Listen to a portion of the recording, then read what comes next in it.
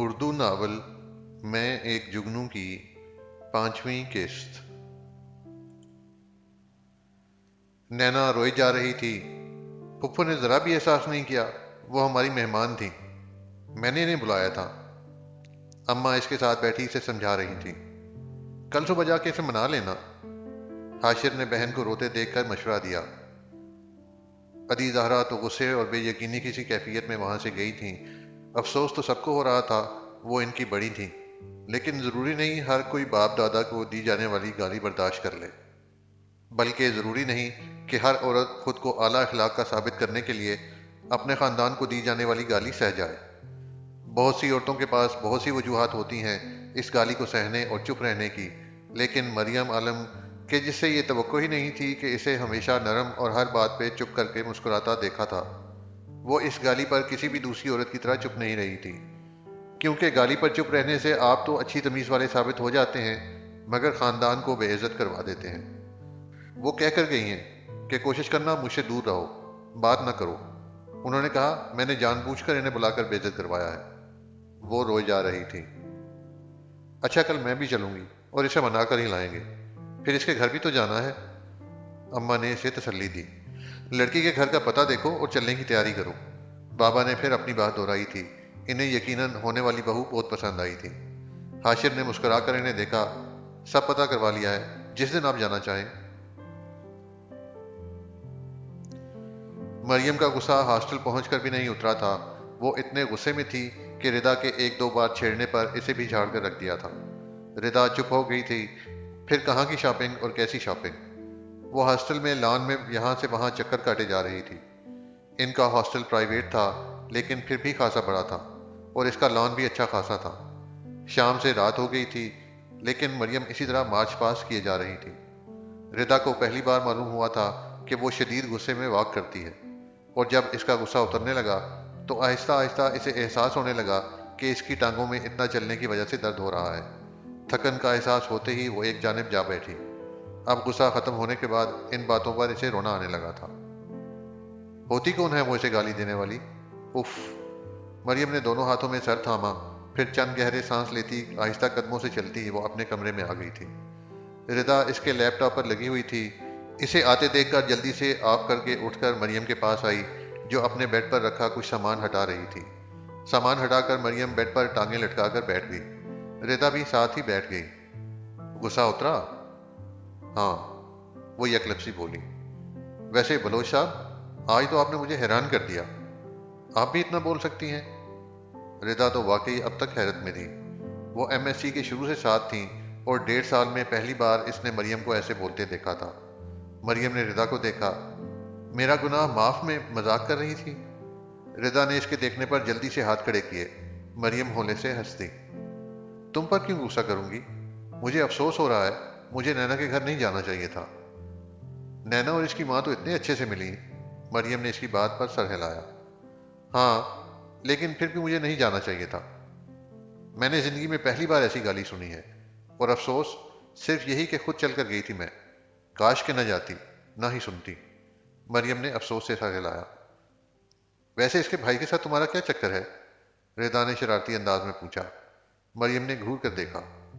میں تمہیں چکروں والی لگتی ہوں؟ یار مذاق کر رہی ہوں۔ تو ذہن میں بٹھا لو، مجھے گھٹیا مذاق پسند نہیں۔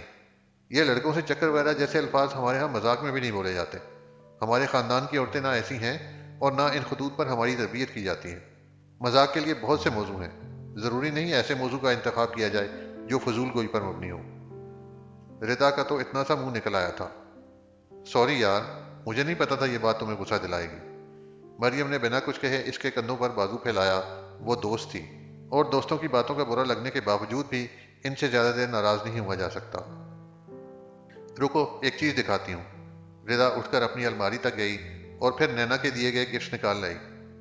یار کڑھائی تو دیکھو کتنی پیاری ہے، اور تمہاری بریسلیٹ کا ڈیزائن بہت خوبصورت ہے، دیکھو۔ اس نے چادر اس کے پاس رکھ کر بریسلیٹ اس کے ہاتھ میں دیا۔ انہیں تو بھول ہی گئی تھی، تم نے واپس کیوں نہیں کیے؟ دفع ہو جا مریم، نینا کی اماں نے اتنے پیار سے تحفہ دیا، اور ویسے بھی وہاں کھڑے کسی بندے کو بھی یہ اندازہ نہیں تھا کہ تم یوں ان کی پھپھو کی کلاس لوگی۔ میں تو سمجھی ابھی مریم رونے لگ جائے گی۔ میں تمہیں سہارا دینے کا سوچ رہی تھی اور روتے وقت چپ کرانے کی پلاننگ کر رہی تھی۔ مریم زور سے ہنس دی۔ پاگل ہو تم؟ نرم مزاجی اور اچھے اخلاق کا مطلب یہ تو نہیں کہ کوئی انجان آپ پر گندے الزام لگائے اور آپ کے خاندان کو رگید ڈالے اور آپ بزدلوں کی طرح رونے لگ جائیں۔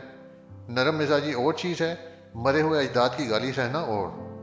خاندان میں اکیلی میں تو نہیں آتی، خاندان میں میرے باپ دادا بھی آتے ہیں۔ نسل کی بات کہی تھی انہوں نے، اور نسلیں ایک دو پشتوں میں نہیں بنتی۔ میں اس عورت کے بڑے ہونے کا لحاظ کر جاتی، لیکن میرے باپ دادا اور اجداد اس سے بھی عمر میں بڑے تھے۔ اور کچھ لوگوں کو بے لحاظی کا مطلب تب تک سمجھ نہیں آتا جب تک کہ خود ان کے ساتھ نہ کی جائے۔ اس عورت نے صرف مجھے نہیں، میرے خون کو گالی دی تھی۔ ایسے وقت پر رونا؟ میں اپنے خاندان کو گالی دینے والا کا منہ نہ نوچ لوں؟ رویا تو بعد میں جا سکتا ہے، لیکن ایسے لوگوں کو ان کی اوقات یاد دلانا بہت ضروری ہوتا ہے۔ مریم تنفر بھرے انداز میں بولی، پھر ردا کے چہرے کو دیکھتے گہری سانس لی۔ چلو اب ان باتوں کو رہنے دو، سارا دن بھی خراب ہوا، اب رات کو بھی نہ خراب کرو۔ میں نماز پڑھ کے سونے لگی ہوں، شاپنگ کل کریں گے۔ مریم یہ کہتی وضو کے لیے اٹھ کھڑی ہوئی۔ رضا نے سر ہلایا۔ اچھا اپنا موبائل دکھانا ذرا، میرا کریڈٹ ختم ہو رہا ہے۔ مریم نے پرس میں ہاتھ ڈال کر موبائل نکال کر اس کے حوالے کیا۔ رضا موبائل لیتی اپنے بیڈ پر جا بیٹھی تھی۔ اس کی سائڈ پر مریم کا لیپ ٹاپ رکھا تھا جو وہ اس کے سونے کے بعد پھر استعمال کرنے والی تھی، اور اس کے ہاتھ میں مریم کا موبائل تھا جس پر تیزی سے اس کی انگلیاں حرکت کر رہی تھیں۔ وہ اپنے لیپ ٹاپ اور موبائل کی بجائے مریم کے لیپ ٹاپ اور موبائل کو استعمال کرنے کو زیادہ ترجیح دیتی تھی، اور مریم دیکھ کر ایسے ہو جاتی کہ جیسے وہ چیزیں رضا کی ہوں۔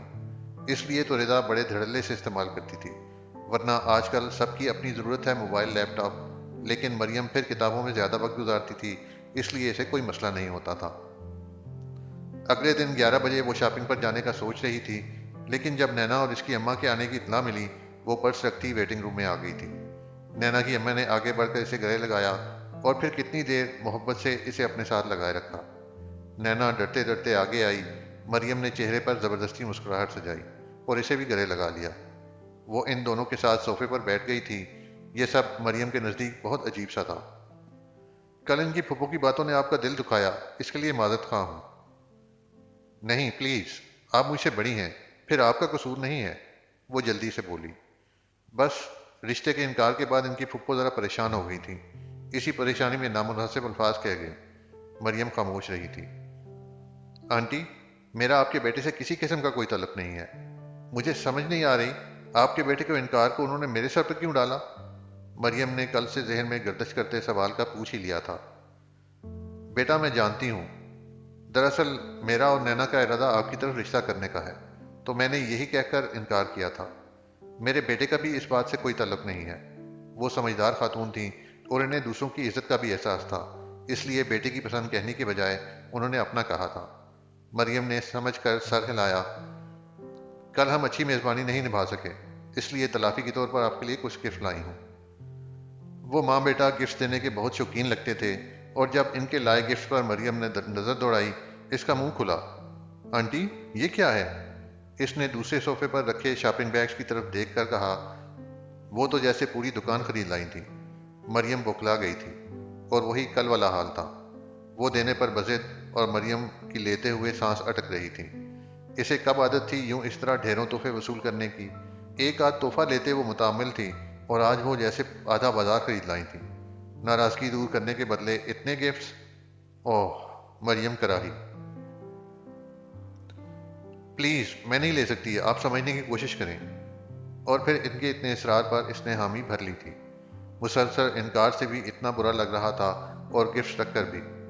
وہ ان کو رخصت کرتے بدقت مسکرائی تھی، اور پھر رضا وہ سب چیزیں دیکھ کر پاگل ہوئی جا رہی تھی۔ کپڑے، جیولری، میک اپ اور پرفیومز، یا اللہ! صرف تحفے تھے کہ بری؟ مریم تو سر تھامے بیٹھی تھی، رضا ہنسے جا رہی تھی۔ یہ گفٹس وہ اپنی ہونے والی بہو کو دے کے گئی ہیں، مانو نہ مانو یہ تمہیں لے کر ہی جائیں گے۔ بکواس نہ کرو، مریم چڑ گئی۔ نینا کی اماں خود کہہ کے گئی تھیں کہ وہ اس کا رشتہ لینا چاہتی ہیں، اور پھر اس سے اس کے گھر والوں یا اس کی ذات کے متعلق کچھ نہیں پوچھا تھا، نہ امی نہ ابو کا نمبر مانگا تھا۔ ہو کیا رہا تھا؟ اس کی تو سمجھ سے باہر تھا، اور بغیر اس کی ذات کے متعلق کوئی تجسس کیے وہ اسے ہر حال میں قبول کرنے والی تھی کیا؟ بھئی یہ کیا چل رہا تھا؟ کوئی مریم کو سمجھاتا۔ یہ اس کی سمجھ سے بہت آگے کی باتیں تھیں۔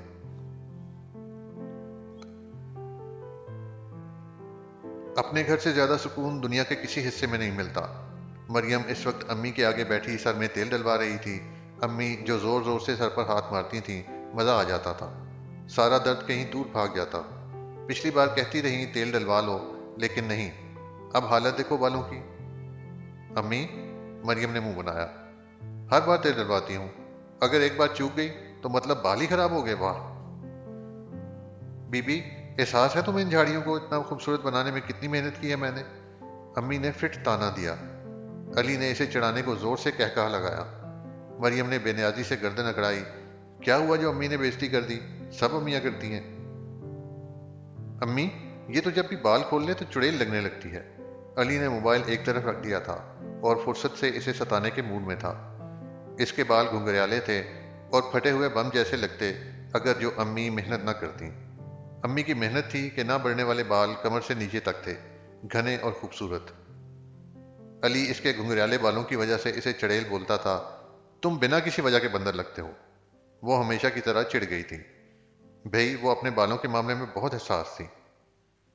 کتنی دفعہ کہا ہے امی سے بال سیدھے کروا لینے دیں، نہیں تو کٹوانے دیں۔ میں تمہیں سیدھا کر کے رکھ دوں گی، خبردار ان بالوں کو ہاتھ لگایا بھی تو۔ اتنے پیارے ہیں، ریشم کے لچھے ہوں جیسے۔ امی کی تشبیہات پر علی پھر ہنسا تھا، اور اس کی ہنسی مریم کو اور غصہ دلا گئی۔ اوہ ریشم کے لچھوں والی، جاؤ میرے لیے ایک گلاس پانی بھر لاؤ۔ علی نے اسی کے انداز میں آنکھیں گھمائیں۔ مریم نے اس کے حکم پر اسے گھور کر دیکھا۔ امی اسے فارغ کر چکی تھیں، اب وہ اپنے بالوں کا جوڑا بنا رہی تھی۔ نوکر نہیں لگی میں تمہاری، جاؤ خود بھی پیو اور میرے لیے بھی لے کر آؤ۔ بولتے ہوئے اسی کے صوفے پر آ بیٹھی۔ ادھر امی نے بھابھی کو آواز لگائی تھی، چند لمحوں بعد وہ بھی حاضر تھیں۔ امی اب ان کے سر میں تیل ڈال رہی تھیں۔ امی کی زندگی کا مقصد تو جیسے اپنی اولاد کا لاڈ اٹھانا تھا۔ شرم نہیں آتی بھائی سے ایسے لہجے میں بات کرتی ہو، گستاخ؟ علی نے آنکھیں دکھائیں، لہجہ سراسر شرارتی تھا۔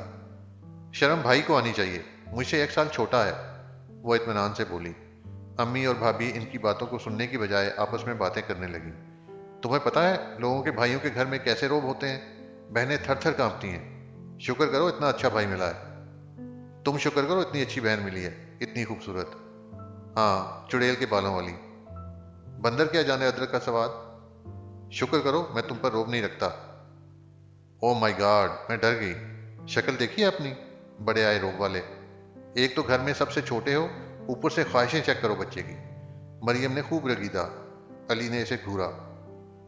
میرا دوست اپنی بہنوں سے چھوٹا ہے، لیکن اس کی بہنیں اس کا حکم مانتی ہیں، اس سے ڈرتی ہیں، روب ہے اس کا گھر میں۔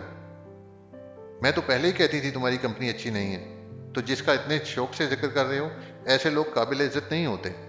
اور پھر بھی تمہیں ظالم بننے کا اتنا ہی شوق ہے تو یاد رکھو، ہر فرعون کے لیے ایک موسیٰ آتا ہے۔ اب بھائی فرعون بن گیا؟ مذاق میں شروع ہونے والی گفتگو سیریس ہو چکی تھی، اور اکثر بہن بھائیوں کی طرح دونوں ہی خراب موڈ کے باعث ایک دوسرے پر چڑھائی کرنے کو تھے۔ امی، سنا اپنی بیٹی سے، مجھے کہتی ہے میں فرعون ہوں۔ علی نے بدلہ لینے کے انداز میں امی کو پکارا تھا۔ مریم نے دانت پیسے۔ مریم، امی نے سرزنش کی۔ میں نے تو اسے نہیں کہا، میں نے کہا جو ظالم ہوتے ہیں وہ فرعون ہوتے ہیں، اور ہر فرعون کے لیے موسیٰ آتا ہے۔ اس نے معصومیت سے پلکیں جھپکا کر امی کو دیکھا۔ بھابھی نے چھوٹا سا کہکہا لگایا۔ شرم کرو دونوں، اتنے دنوں بعد ملتے ہو، پھر بھی لڑائی کا کوئی نہ کوئی موقع ڈھونڈ نکالتے ہو۔ میں نہیں امی، یہ خود کہا بھی ہے ایسے مصروف تھی، شاپنگ نہیں کر سکی۔ کہتا ہے جان بوجھ کر نہیں کی تم نے۔ امی نے ان کی بحث پھر سے شروع ہوتے دیکھ کر پھر سے بھابھی سے بات شروع کر دی۔ ان کی لڑائی ہوتی تو ایک دوسرے کو ہرانے کے لیے ایسی ایسی دلیلیں نکال لاتے کہ کیا کوئی دلیل نکالتا ہوگا۔ مقصد صرف ایک ہوتا کہ اس زبانی لڑائی میں مخالف پارٹی سے کسی صورت نہ ہارا جائے، اور جب صلح ہوتی تو کوئی یقین نہیں کر سکتا تھا کہ وہ ایک دوسرے سے بحث میں سارا دن گزار دیتے تھے۔ اکثر جیت مریم کی ہوتی، آج بھی ایسا ہی لگ رہا تھا۔ مریم، تمہارے پاؤں کے نیچے چھپکلی، علی زور سے چلایا۔ مریم نے چیخ مار کر پاؤں اوپر کر لیے تھے۔ اس کی چیخوں نے امی اور بھابھی کو ڈرا دیا تھا۔ کیا ہو گیا ہے؟ امی، میرے پاؤں کے ساتھ چھپکلی تھی۔ مریم کے حواس اڑے ہوئے تھے، وہ قدرے سکڑ کر صوفے پر بیٹھی تھی۔ علی نے مسکراہٹ ضبط کی، ہنستا تو مریم نے چھوڑنا نہیں تھا۔ اب صوفے کے نیچے چلی گئی۔ تم بیٹھو، میں اسے نکال کر آج ہی گندی موت ماروں گا۔ یہ دراصل مریم سے بحث میں جیتنے کا کوئی آثار نہ دیکھ کر علی نے صورتحال کو نارمل روٹین پر کیا تھا۔ اب مریم نے اس کی منتیں کرنی تھیں کہ چھپکلی مار دے، تبھی وہ صوفے سے نیچے اترے گی۔ پھر وہ اسے کہے گا، مجھے اچھا بھائی کہو، میری تعریفیں کرو۔ امی اور بھابھی تو صورتحال کو سمجھ گئی تھیں، لیکن مریم نے ابھی تک علی کے چہرے کی مسکراہٹ نہیں دیکھی تھی۔ پلیز علی، اچھے بھائی ہو، اسے مار دو نا، پہلے میری تعریف میں 10 جملے کہو۔ علی نے ٹانگ پہ ٹانگ چڑھائی۔ مریم نے اسے گھورنا چاہا، مگر مسئلہ یہ تھا کہ گھر میں چھپکلیاں، کاکروچ اور ہر قسم کی بلا صرف وہی مارتا تھا۔ تم میرے اچھے بھائی ہو، ہینڈسم ہو، پیارے ہو، خوبصورت ہو، یہ ساری باتیں ایک ہی ہیں، ان میں سے صرف ہینڈسم والا جملہ گنا جائے گا۔ چلو اور سوچو، کچھ ہو تو میں سوچوں۔ ٹھیک ہے، میں جا رہا ہوں باہر، ایک دوست کو ملنا ہے۔ وہ بے نیازی سے بولتا اٹھنے لگا۔ مریم نے لپک کر اس کے بازو کو پکڑا، وہ ابھی تک صوفے پر تھی۔ علی میرے بھائی، بیٹھو، میں سوچ رہی ہوں، کچھ نہ کچھ تو مل ہی جائے گا نا۔ تم خود اٹھ کر مار دو، کیوں اس کی منتیں کر رہی ہو؟ بھابھی نے کہا۔ میں چھپکلی کو دے کے مر جاؤں گی۔ حاضرین، کوئی کہہ سکتا ہے اس خاتون کی زبان جب چلتی ہے تو رکنے کا نام نہیں لیتی، اور اب کیسے بھائی کی منتیں کی جا رہی ہیں؟ دیکھا بھائی کتنے کام کے ہوتے ہیں، بھائی نہ ہو تو تمہارے گھروں میں چھپکلیوں کے ڈھیر لگ جائیں، اور تم مجھے فرعون کہہ رہی تھی۔ تمہیں نہیں کہہ رہی تھی، مریم سے چھوئی، مجھے تو ایسے ہی لگا، تو اس کے بدلے میں ایک بار سوری اور 10 میرے تعریفی جملے۔ بدتمیز، مریم نے دل میں اسے سنایا، لیکن در حقیقت علی کی شرطیں پورے کیے بغیر کوئی چارہ نہیں تھا۔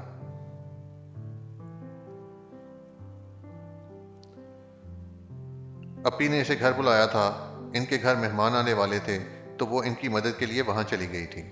جب رات کو گھر لوٹی تو امی نے اسے دیکھتے ہی کہا، تمہارے ابو بلا رہے ہیں، کمرے میں آؤ۔ امی کی سنجیدگی پر اسے حیرت ہوئی۔ اچھا، چادر اتار کر آتی ہوں۔ امی نے سر ہلا دیا۔ وہ چادر اور پرس رکھنے کے بعد باہر نکل آئی، دروازے پر رک کر ہولے سے دستک دی۔ آ جاؤ، ابو کی سنجیدہ سی آواز آئی۔ السلام علیکم ابو جی۔ وہ چہرے پر مسکراہٹ لاتے اندر داخل ہوئی۔ امی بیڈ کی دوسری جانب بیٹھی تھی۔ وعلیکم السلام، آؤ بیٹھو۔ ابو نے بیڈ پر اسے سامنے بیٹھنے کا اشارہ کیا۔ اللہ خیر کرے، کیا معاملہ ہے؟ وہ ماحول کی سنجیدگی کو دیکھتے دل میں سوچنے لگی، پھر چل کر ابو کے سامنے جا بیٹھی۔ ابو آلتی پالتی مارے بیٹھے تھے، مریم پاؤں والی سائڈ سے دونوں ٹانگیں لٹکا کر بیٹھی تھی۔ جی ابو، آپ نے بلایا تھا؟ ماحول پر چھائی سنجیدگی سے ڈرانے لگی تھی۔ میر ہاشر کون ہے؟ ابو کی آواز آئی۔ جی؟ وہ ابو کے تاثرات دیکھ کر سن ہوئی۔ نام سے جانتی ہوں، میری ہاسٹل فیلو کا بھائی ہے، باقی نہیں پتا۔ یہ زندگی میں پہلی بار تھا کہ اس کے ابو نے اس سے کسی لڑکے کے بابت سوال کیا تھا۔ آج اس کا رشتہ لے کے اس کے والدین آئے تھے۔ مریم خاموشی سے ابو کو دیکھنے لگی، جبکہ ابو اس کے چہرے کو دیکھ رہے تھے۔ تم میر ہاشر کو کتنا جانتی ہو؟ کیا معاملہ ہے؟ مریم کی ٹانگیں کانپنے لگی تھیں۔ وہ بھلے بے قصور تھی، لیکن جب ابو نے سخت لہجہ اختیار کیا تو اسے لگا وہ یہیں گر پڑے گی۔ زندگی میں سب سے زیادہ محنت تو اپنی عزت اور اعتبار بنانے میں کی تھی، تو کیا وہ ناکام رہی تھی؟ مریم نے لمحہ بھر کو ابو کے چہرے کو دیکھا، وہاں صرف سختی نظر آئی۔ جب میں بے قصور ہوں تو ڈر کیوں رہی ہوں؟ اس نے خود کو ہمت دی۔ پھر اس نے ہوٹل والے واقعے سے لے کر حاجرہ بی بی کے ہاسٹل آنے تک کی ساری باتیں بتا دی تھیں۔ اس دوران ابو اور امی کی نظریں اس کے چہرے پر جمی رہیں۔ اس کی پھپھو نے تمہیں کیوں سنا دی تھی اتنی؟ امی کو یہ سن کر غصہ آیا تھا، کیونکہ ان کے خیال میں ان کے بھتیجے کے انکار کے پیچھے میرا ہاتھ ہے، اس لیے۔ واقعی؟ امی کیا ہو گیا ہے، میں آپ کو ایسی لگتی ہوں؟ وہ روحانسی ہو کر رو دینے کو تھی۔ ہوں، ابو نے امی کو دیکھ کر سرزنش کی۔ بیٹا، آپ کی امی کی بات کا یہ مطلب نہیں تھا۔ ابو، میں نے ہمیشہ اپنی اور آپ کی عزت کا خیال کیا ہے، کیا میں آپ کو ایسی لگتی ہوں؟ بولتے ہوئے اس کا لہجہ بھرا گیا۔ امی ابو کی اس عدالت نے اس کا دل دکھایا تھا۔ ارے نہیں میرا بچہ، ابو نے آگے بڑھ کر اس کا سر تھپتھپایا۔ مریم نے پلکیں چپک کر آنکھوں کی دھندلاہٹ کم کرنے کی کوشش کی۔ اس معاملے میں تم سے پوچھنا ضروری تھا، اس لیے پوچھا، اور پوچھنے کا مطلب یہ نہیں تھا کہ تم پر اعتبار نہیں ہے۔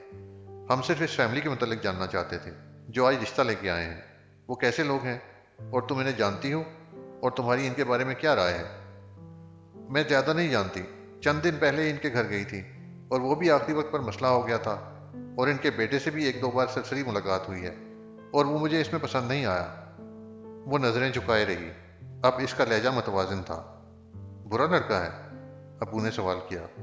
مریم مر جانے کو تھی، بھلا کب اس کی ابو سے اس طرح کے ٹاپک پر بات ہوئی تھی؟ اچھا برا تو مجھے نہیں پتا، بہت مغرور لگا مجھے۔ اس معاملے پر تمہاری کیا رائے ہے؟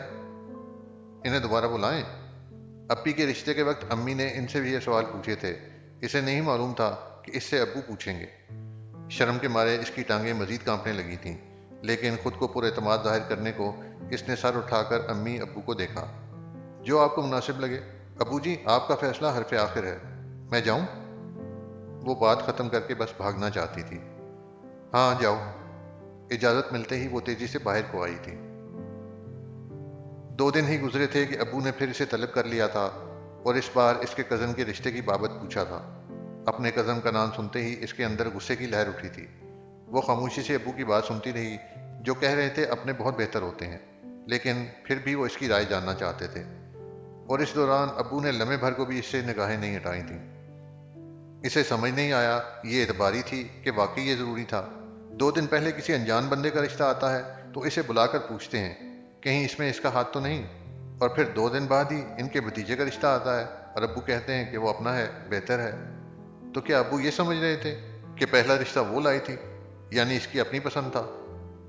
تو اس سے باز رکھنے کو متبادل اس طریقے سے پیش کیا تھا کہ بیٹی یہ نہ سمجھے کہ باپ اعتبار نہیں کرتا اور اس رشتے سے پیچھے ہٹ جائے۔ اسے بہت دکھ ہوا تھا یہ سوچ کر کہ ابو اس پر شک کر رہے ہیں، یا شاید سارے باپ ایسے ہی بیہیو کرتے ہوں گے۔ وہ سر جھکائے سوچے جا رہی تھی، یا شاید ابو ایسے نہ سوچ رہے ہوں، میرا وہم ہو یہ۔ ابو ویسے ہی مجھ سے رائے مانگ رہے ہوں گے۔ وہ خود کو جواز دے رہی تھی، اپنی فضول سوچوں کو رد کر رہی تھی۔ تمہاری کیا رائے ہے؟ ابو نے گیند اس کی کورٹ میں ڈالی۔ ابو، مجھے حمزہ پسند نہیں، اس کے علاوہ آپ جہاں میری شادی کرنا چاہیں کر دیں۔ ابو جو کرسی کی پشت سے ٹیک لگائے تھے ایک دم سیدھے ہوئے۔ کیا مطلب؟ مطلب مجھے حمزہ سے شادی نہیں کرنی، اس کے علاوہ کہیں بھی۔ اس سے کیوں نہیں؟ اس کے علاوہ کون؟ وہ بہت بار میرا راستہ روک کر مجھے تنگ کر چکا ہے، اس لیے وہ مجھے نہیں پسند۔ تم نے مجھے پہلے کیوں نہیں بتایا؟ پوری بات بتاؤ، ماجرا کیا ہے؟ جب سے اسلام آباد میں پڑھنا شروع کیا اس نے مجھے تنگ کرنا شروع کیا۔ اس کے خیال میں گھر سے دور رہنے لگی ہوں تو میں اچھی لڑکی نہیں رہی۔ وہ یہ نہ کہہ سکی کہ وہ اسے آوارہ کہتا تھا، راستہ روک کے فضول جملے کستا تھا، اور پھر کہتا میں تم سے شادی کر کے تمہارے سارے کسبل نکال دوں گا۔ اوہ مریم عالم! ابو کا تو اتنا سن کر ہی چہرہ سرخ ہو گیا تھا۔ مریم سر جھکائے بیٹھی تھی۔ تم نے مجھے بتایا کیوں نہیں؟ مجھے لگا بات بڑھ جائے گی، اور جب پھیلے گی تو خواہ مجھ پر ہی کیچڑ آئے گا، بھلے میرا قصور ہو نہ ہو۔ تمہاری امی کو معلوم ہے؟ نہیں، گھر میں کسی کو نہیں بتایا میں نے، بس پہلے سے زیادہ احتیاط شروع کر دی۔ چاچو کے گھر جانا چھوڑ دیا ہے، اور یہاں اکیلے نہیں جاتی، ہمیشہ علی چھوڑ کے آتا ہے اور لے جاتا ہے، اور جب حمزہ گھر آتا ہے تو میں اپنے کمرے میں ہی رہتی ہوں۔ پاگل تھی، ایسی باتیں باپ سے کوئی چھپاتا ہے کیا؟ تم بتاؤ گے نہیں تو ایسے تو ہم ساری زندگی اس شام کو گھر میں آنے دیتے، اور اپنے گھر میں تم کیوں قید ہو جاتی؟ مجھے معلوم ہوتا تو میں اس کا آنا جانا بند کر دیتا۔ اور پاگل بچہ، ایسی باتیں چھپائی نہیں جاتی، اور وہ بھی ماں باپ سے۔ مجھے نہیں تو اپنی امی کو بتا دیتی کم از کم۔ گھر والوں کو معلوم ہونا چاہیے کہ کون ان کے بچوں کا دشمن ہے، تاکہ کسی بھی نقصان سے بچ سکے میرا بچہ۔ ابو نے اٹھ کر اس کے سر کو چوما تھا اور کتنی دیر اس کے سر پر ہاتھ رکھے کھڑے رہے تھے۔ مریم نے ابو کے پیار کو محسوس کر کے خود کو اپنی تھوڑی دیر پہلے والی سوچوں پر ملامت کی تھی۔ وہ اس کے ابو تھے، اور ماں باپ جب کچھ پوچھتے ہیں تو اس کا مطلب بے اعتباری نہیں ہوتا، اور اگر ہو بھی تو اپنی ایمانداری سے پھر ان کا دل جیت لینا چاہیے۔ میرا پیارا بچہ، پاگل! ابو سر کو چومتے پھر کہہ اٹھے تھے۔ مریم کو ڈھیروں سکون اپنے اندر اترتا محسوس ہوا، تحفظ کی فضا قائم ہو گئی تھی۔ ابو ہر سوال کو بھول کر بیٹی کو کمفرٹ کرنے کی کوشش کرتے رہے، پھر وہ ہنستے ہوئے ابو کے کمرے سے باہر آئی تھی۔ اسے نہیں معلوم تھا کہ ابو نے فیصلہ کیا کیا تھا۔ پھر مریم کے وہاں ہوتے میر ہاشر کے گھر والے دوبارہ آئے تھے۔ ابو نے اپنے بھتیجے کو انکار کر کے میر ہاشر کے خاندان کو ہاں کر دی تھی۔ یہ بالکل غیر متوقع بات تھی۔ اس کے چاچو ناراض ہونے لگے تھے، حتیٰ کہ امی تک اس فیصلے سے راضی نہیں تھی۔ ان کے خیال سے اپنے شہر میں ہی بیٹی کی شادی کرنی چاہیے تھی، اتنی دور بھیجنے کی کیا ضرورت تھی؟ اگر بھتیجے کا رشتہ پسند نہیں تھا تو کوئی اور اچھا رشتہ آ جاتا۔ ابھی مریم کی عمر ہی کیا تھی؟ لیکن ابو نے امی کے سارے اعتراضات کو رد کر دیا تھا۔ ویسے بھی وہ اپنے خاندان کی پہلی لڑکی تھی جس کی دوسرے شہر شادی ہو رہی تھی۔ ان کے ہاں ایسا نہیں ہوتا تھا اپنے غیر جہاں بھی ہوتا لیکن اپنے شہر میں بیٹی دی جاتی۔ اس لیے اس کے گھر میں تقریباً سبھی خوشی کے اس موقع پہ عجیب ہی محسوس کر رہے تھے۔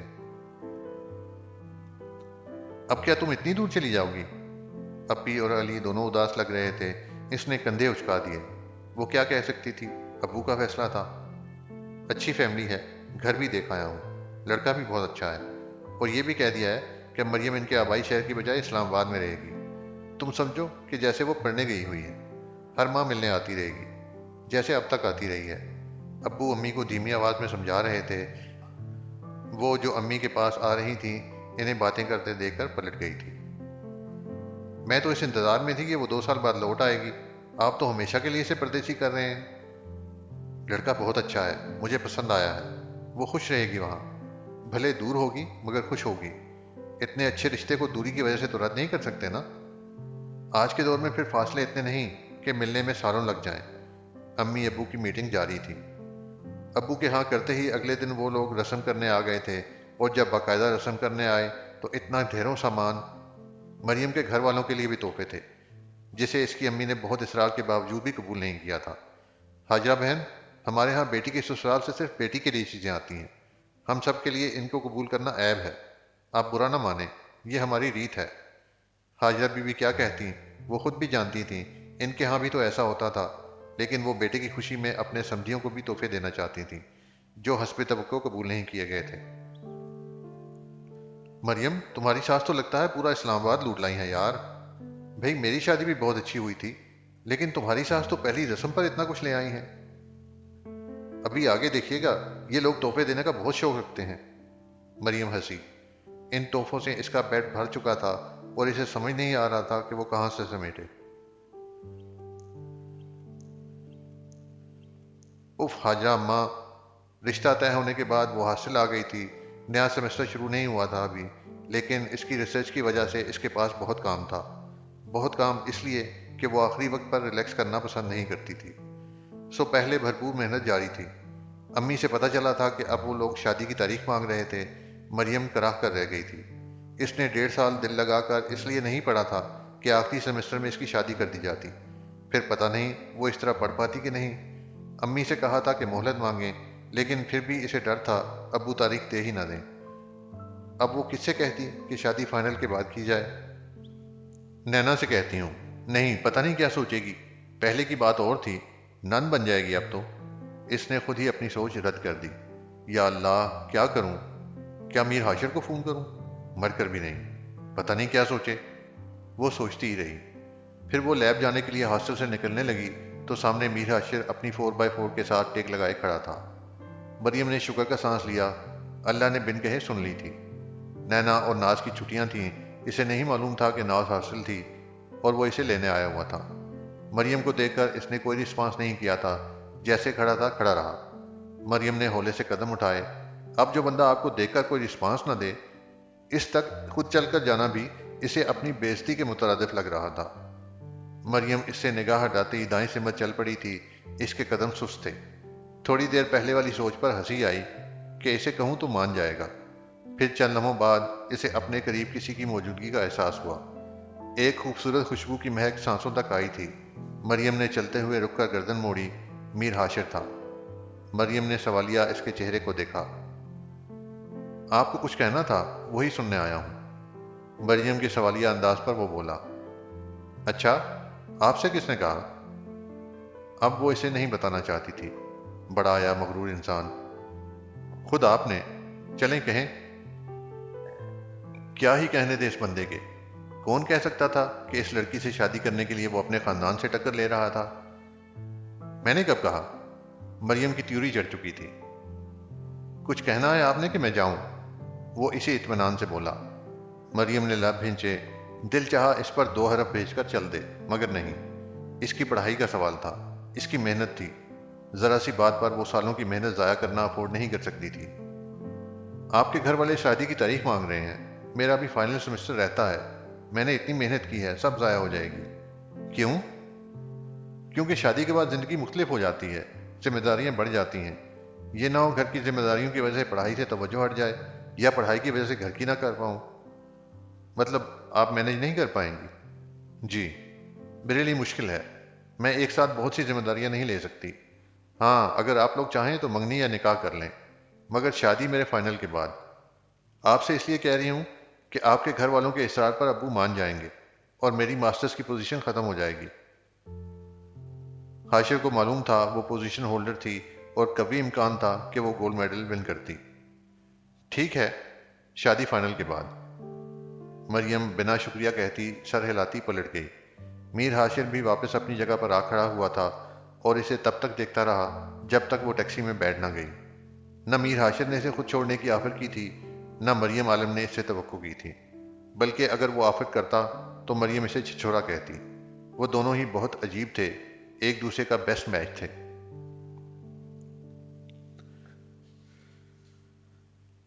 نکاح کے بعد جب میر حاشر کو اس کے پہلو میں بٹھایا گیا تو مریم کا دل دھڑک اٹھا تھا۔ سفید سوٹ، گھیردار شلوار اور سر پر باندھی پگ، وہ روایتی انداز میں تیار ہوا تھا۔ مریم اس کے سٹیج تک آنے سے پہلے اس پر ایک نگاہ ڈال چکی تھی اور ابھی تک اس نگاہ کے زیر اثر تھی۔ وہ کتنا شاندار مرد تھا، اونچا، لمبا، خوبصورت، روبدار اور خالص بلوچ۔ اور کیا چاہیے تھا اسے؟ ان کے ہاں دلہا دلہن سٹیج پر بیٹھ کر آپس میں گفتگو نہیں کرتے تھے، اچھا نہیں سمجھا جاتا تھا۔ وہ بھی وہاں بیٹھا اپنے قریب کھڑے لوگوں سے بات چیت کر رہا تھا، بھولے سے مڑ کر بھی اپنی بیوی کو نہیں دیکھا تھا، اور مریم میں اتنی ہمت نہیں تھی کہ اسے ساتھ بیٹھے وہ اپنی بہن سے ہی بات کر سکے جو اس کے قریب ہی بیٹھی تھی۔ اس کی چاچی جو یہ پھیلانا چاہ رہی تھی کہ مریم کی لو میرج تھی کیونکہ اس کے بیٹے کے لیے انکار کیا گیا تھا، ان دونوں کے روایتی سے لیے دیے انداز کے بعد اپنا سا منہ لے کے رہ گئی تھی۔ مریم نے پھر اپنی نکاح کی تصویروں کو جی بھر کے دیکھا تھا، اور میر حاشر نے، یہ بھی کوئی کہنے کی بات تھی۔ اس کا موڈ ہمہ وقت خوشگوار رہتا تھا، جب خوشگوار نہیں ہوتا تھا وہ مریم کی تصویریں دیکھ لیتا تھا۔ نکاح کے چند دن بعد مریم کے فائنل کی کلاسز شروع ہو گئی تھیں۔ نینا اور ناز روز صبح اس کے کمرے میں ملنے آتی تھیں۔ وہ ان کی بڑی بھابھی تھی اور اب ان کے خاندان کی نئی ملکہ۔ مریم کے لیے یہ سب کچھ نیا تھا، لیکن اسے پھر بھی پسند آ رہا تھا۔ ردا تو ہر وقت چھیڑتی نگاہوں سے دیکھتی تھی اسے، کیونکہ مریم سب کے سامنے تو ڈیسنٹ سی بنی رہتی تھی، لیکن کمرے میں آتے ہی اس کے چہرے پر خوشی کے بعد والی مسکراہٹ کھل کر ظاہر ہوتی تھی۔ تم تو کہتی تھی کہ نہیں جانتی اسے۔ ہاں تو صحیح کہا تھا، مریم ہنسی۔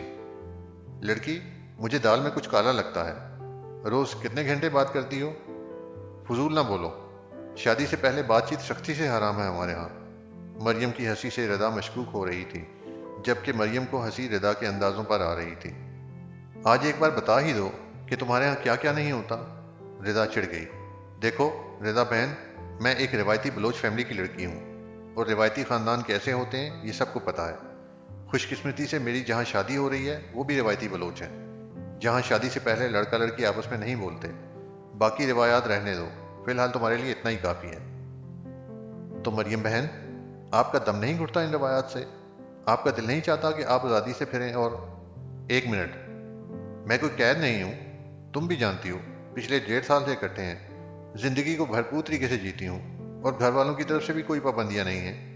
بہت سی باتیں ہمیں باقاعدہ بیٹھ کر نہیں سمجھائی گئی ہیں، جیسے تمہارے خیال سے میرے گھر والوں نے کہا ہوگا کہ کوئی لڑکا نہ آئے تمہاری زندگی میں اینڈ فلاں فلاں۔ میرے گھر میں کبھی کسی نے مجھے ایسا نہیں کہا، ہمارے ہاں کہا بھی نہیں جاتا۔ لیکن تم میرے خاندان کی جس لڑکی سے ملو گی، اس معاملے میں سب کی سوچ کو ایک جیسا پاؤ گی۔ ہمیں اس طرح پروان چڑھایا گیا ہے کہ ہم اچھائی برائی سمجھائے بغیر جانتی ہیں۔ ہمیں پتہ ہے مرد ایک ہی آتا ہے زندگی میں، اور وہ صرف شوہر ہوتا ہے۔ اور سیریسلی، مجھے تو کبھی اپنی روایات سے مسئلہ نہیں ہوا، اور نہ ہی گھٹن کا احساس۔ پتہ نہیں لوگوں کی ایسی سوچ کیوں ہوتی ہے؟ اگر روایات کو مانا جائے تو زندگی قید ہو جاتی ہے۔ زندگی جینے کا ہنر آنا چاہیے، ہر شے میں خوشی مل جاتی ہے۔ مریم نے اسے دیکھ کر کندھے اچکائے۔ ردا نے متاثر ہونے کے انداز میں دیکھا۔